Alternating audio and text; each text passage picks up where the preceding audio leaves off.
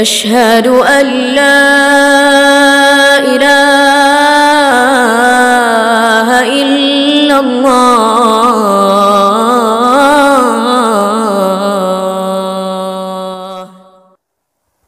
Kita lanjutkan kajian kita dalam kitab Fikih Sirah An-Nabawiyah yang ditulis oleh Syekh Syahid Muhammad Sair Ramadan Al-Buti. Yang lalu kajian kita telah sampai kepada hijrahnya Nabi SAW ke Taif, sampai kepada bagaimana Nabi SAW manusia yang ajwadun nasi sodron, manusia yang paling lapang hatinya. Karena dalam keadaan yang sangat terdesak, dalam keadaan yang pada saat itu sangat tersakiti, fisik Nabi berlumur darah. Ketika Nabi berdoa dengan lantunan yang sangat menyentuh hati, Rabbi ilaika ashkudu fakuwati. Ketika Nabi menceritakan, ya Allah, ya Rabb, hanya kepadamu kuadukan kelemahanku, wa qillatahillati wa hawani alan nasi, dan sedikitnya usahaku dan hinanya aku di hadapan manusia. Ya Arhamar Rahimin, Anta Rabbil Mustad'afin, engkaulah Tuhannya, pemeliharanya orang-orang yang lemah. Wa anta Rabbi, dan engkau adalah Tuhanku. Demikianlah yang lalu kita kaji bagaimana Nabi SAW begitu pemaafnya, sehingga beliau mendoakan agar nanti dari tulang-tulang sulbi mereka yang menyakiti Nabi itu ternyata keluarlah keturunan-keturunan yang bertauhid kepada Allah Subhanahu wa Ta'ala. Ketika Nabi kembali dari Taif, kemudian dijamin oleh salah seorang tokoh di kota Mekah, yang kemudian pada saat itu akhirnya Nabi bisa balik ke Mekah. Maka pada saat itu ternyata Nabi tetap melakukan dakwahnya, tapi memang tidaklah seperti biasa, karena yang lalu ada pelindungnya yang sangat kuat, itulah pamannya. Tapi kali ini suasananya telah berbeda. Tidak lama kemudian terjadilah peristiwa mukjizat terbesar juga, itulah Isra dan Mi'raj. Maka di sini kajian kita adalah mukjizatul Isra wal Mi'raj, mukjizat Isra dan Mi'raj. Mukjizat ini Pak khusus bagi para nabi dan rasul. Jadi jangan kita sembarangan bilang-bilang siapa apa mukjizat ya Pak ya. Nanti ada orang kemarin tabrakan lo di jalan, kalau nengok mobilnya hancur, wah itu mukanya habis lah itu, tapi nggak apa-apa, mukjizat itu. Untuk manusia kayak kita nggak ada mukjizat Pak ya. Tapi kalau untuk para nabi dan rasul mukjizat. Mungkin kita maunah, pertolongan Allah. Atau ada wali-wali yang dia karomah, ada memang yang diberikan Allah spesial, tapi tidak mukjizat. Ini kadang-kadang nenek-nenek jatuh dari ayunan nggak mati, mukjizat ya kan Pak. Kali ini kita berada pada mukjizat Nabi adalah Isra dan Mi'raj. Wa yuqsadi bil Isra'ir rihlatul lati akramallah. Jadi tujuan dari Isra ini Pak, tujuannya kata beliau adalah sebagai perjalanan Allah memuliakan biha nabiyahu minal masjidil haram.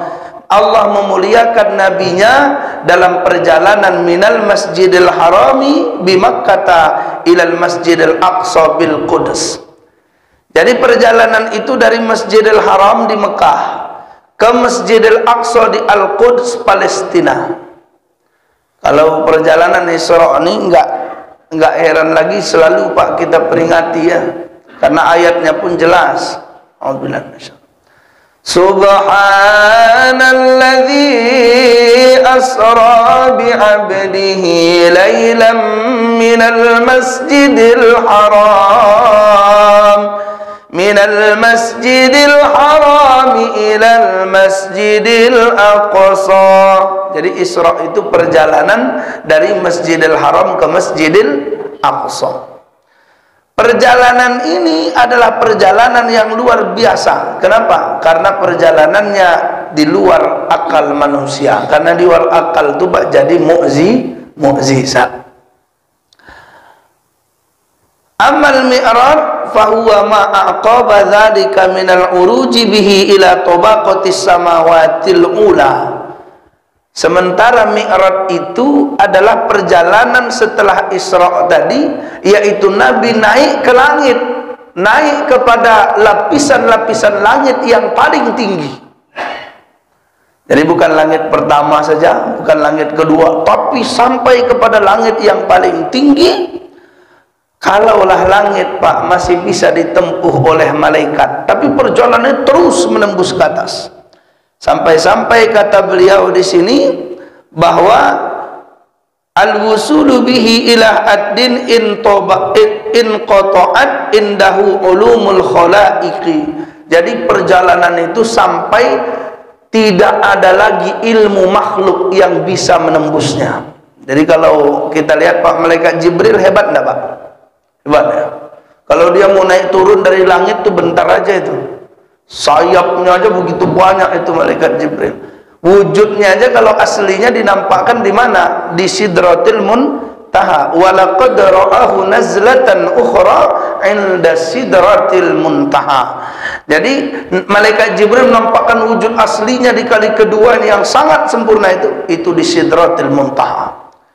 Jadi malaikat Jibril pun dah nggak bisa sanggup menembus yang ditembus oleh Nabi. Pada saat itu melampaui ilmu-ilmu makhluk min malaikatin wa insin wa jinnin, baik itu malaikat atau manusia atau jin, itu dilampaui Nabi, ditembus dalam waktu yang sangat singkat sekali. Kullu dzalika fi lailatin wahidah, dia cuman menempuhnya dalam satu malam saja. Makanya perjalanannya dahsyat, Pak. Malaikat Jibril lain tidak sanggup lagi, tapi Allah pilih Nabi untuk berada di puncak tertinggi itu. Jadi jamaah sekalian yang dimuliakan Allah Subhanahu wa taala, perjalanan Isra ini kalau di ayat suci Al-Qur'an itu berada di Quran surah Bani Israil ayat 1. Perjalanan Mi'raj diisyaratkan di Quran surah An-Najm. Jadi ketika Allah berfirman, "A'udzubillahi minasyaitonir wan najmi idza hawa ma dhalla sahibukum wa ma ghawa wa ma yantiqu 'anil hawa in huwa illa wahyun yuha."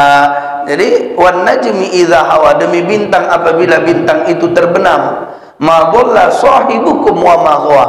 Muhammad itu bukan orang lain tapi sahabatmu yang enggak pernah bohong. Kalau orang enggak percaya nanti dengan cerita ini, orang Mekah, Allah mau sajikan sama mereka bahwa Muhammad itu bukan orang lain, kawanmu, orang kau yang bilang dia Al-Amin kok, orang terpercaya, orang kau yang bilang dia sidqul hadis, manusia yang paling benar ucapannya, kenapa kau bantah kalau dia cerita sampai ke langit? Makanya kemudian itu isyaratnya, lengkapnya di mana? Di hadis Nabi sallallahu alaihi wasallam. Jadi cerita tentang Isra dan Mi'raj ini itu dikatakan bahwa amma qissatu dzalika faqad rahal Bukhari wa Muslim bituliha. Dia dikisahkan di dalam hadis yang diriwayatkan oleh Imam Bukhari dan Muslim dengan sangat panjangnya. Kalau hadisnya panjang, Pak. Haddatsana Hubbatu bin Khalidin, haddatsana Hammam bin Yahya, haddatsana Qatadah bin Sa'sa'at. Itu panjang sekali. Intinya ceritanya kalau dari hadis Bukhari, ketika itu Nabi menceritakan, aku sedang duduk, kemudian pada saat itu datang malaikat tadi kemudian membelah dadaku. Ketika dibelahnya dadaku, dikeluarkannya hatiku, kemudian dia bersihkan, dia masukkan kembali dengan hikmah dan ilmu.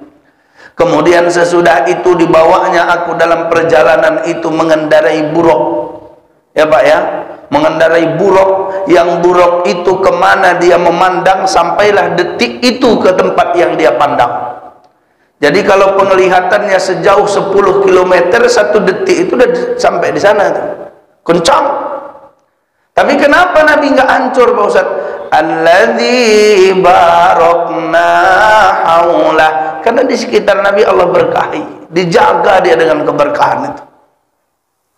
Kemudian kata Nabi, aku kemudian dibawa terbang sampai ke Masjidil Aqsa. di Palestina. Kemudian pada saat itu naik ke langit. Ketika sampai di langit pertama, aku bertemu dengan Nabi Adam alaihi salam. Kemudian Nabi Adam menyapaku. Kemudian pada saat itu aku bertanya kepada Jibril, karena diketok pintu langit pertama. Malaikat itu jawab, siapa di luar? Saya, kata Jibril. Sama siapa engkau datang?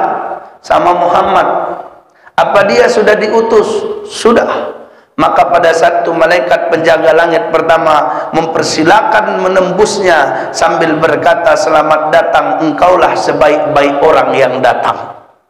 Nah, itulah sapaannya kepada Nabi, itu lengkap dia di situ. Kemudian pada saat itu Nabi Adam mengatakan, selamat datang wahai anak yang soleh, Nabi yang soleh.